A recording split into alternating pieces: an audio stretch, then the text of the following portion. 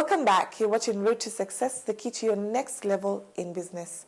Our consultant on this segment from Lanex Africa, Flora Owella, welcome to the show. Thank you so much.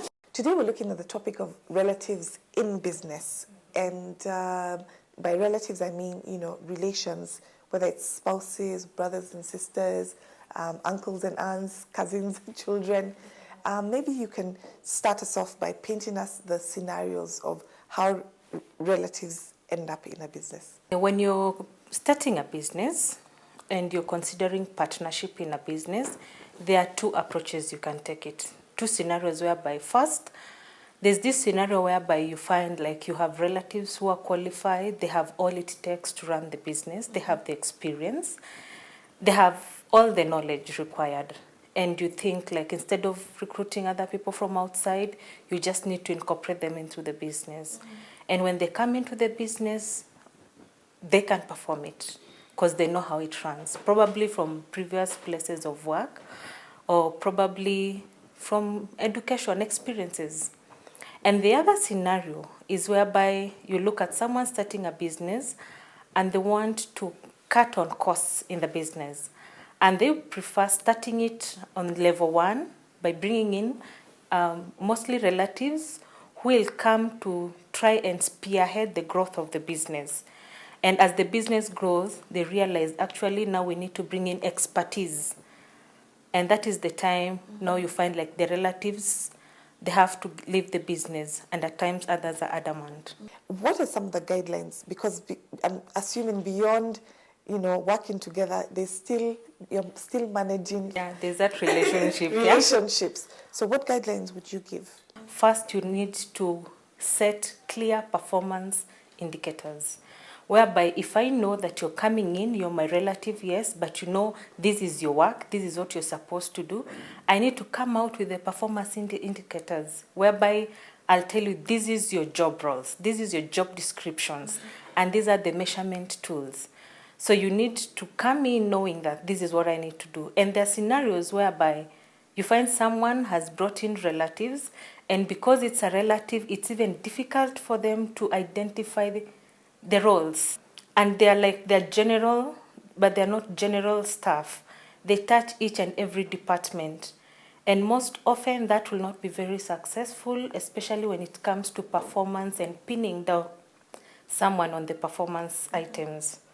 Number 2, you need to come up with agreed financial stability and agreed financial, let's say in terms of payment, remuneration, so that it's not like they need to run a petty cash, which also needs to go together with their salaries.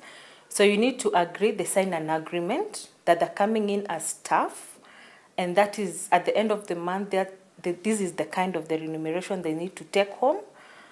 And the third point, relationships back in the office. You realize there's some businesses whereby since my partner is my spouse, it gets so difficult even to relate in the office. There are people who get so petty, so they bring a kind of a friction within the organization. So people within the organization, the other staff find it so difficult to communicate, find it so difficult to share ideas.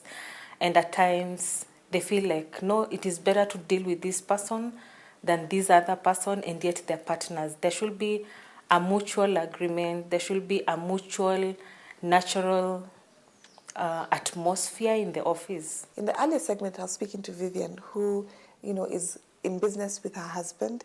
And I like what she said, in terms of at home, I play my role at home, and then when I go to the office, there are all these other things that are expected of me, so I begin to align.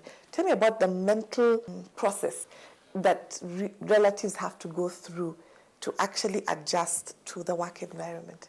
As much as you're in business as partnership with your spouse or with your sister or your brother, when it comes back to work, you need to set clear indicators whereby the roles back at home are totally different. The way you communicate to your husband or your sister, it's totally different. The presentation, maybe you have a problem with your dressing code. When it comes to the office and you need to be official, let it be official. If he is the boss and he is your husband back at home, when you get back to the office, address him as a boss. Don't address him as my husband. And that goes down into the other employees. Let it not come out like, yes, this is my husband. No, it has to be an employee kind of relationship. And secondly, you also need to know, like, when it gets back to work, it is business. We are out into running the business. If it's an organization that is after profit making and your work is part of going out to meet customers and at times you get disappointed, don't let it weigh you down to an extent. Now you feel, why would I be struggling and my spouse is here looking at me? When it comes to performance, you don't need to compromise about it. Yeah. When relatives begin to work together, are they stuck? Is that, is there an exit clause? Can they go their separate ways? Or is it a permanent relationship, almost like marriage?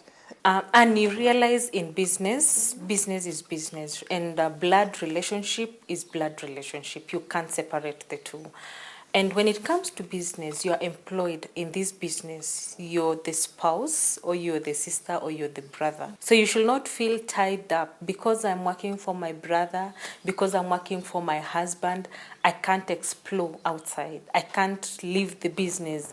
If you feel your strength is running something that is not in the business, all you need to do is talk it out, communication, and explore. Blood relationship is forever.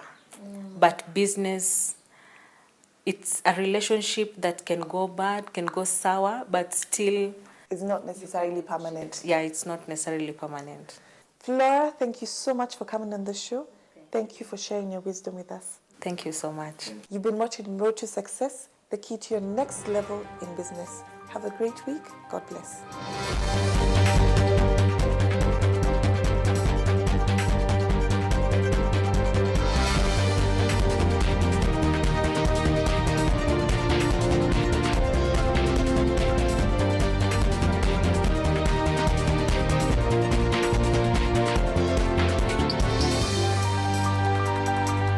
Road to Success is brought to you by Equity Bank. Equity Bank, your listening, caring partner.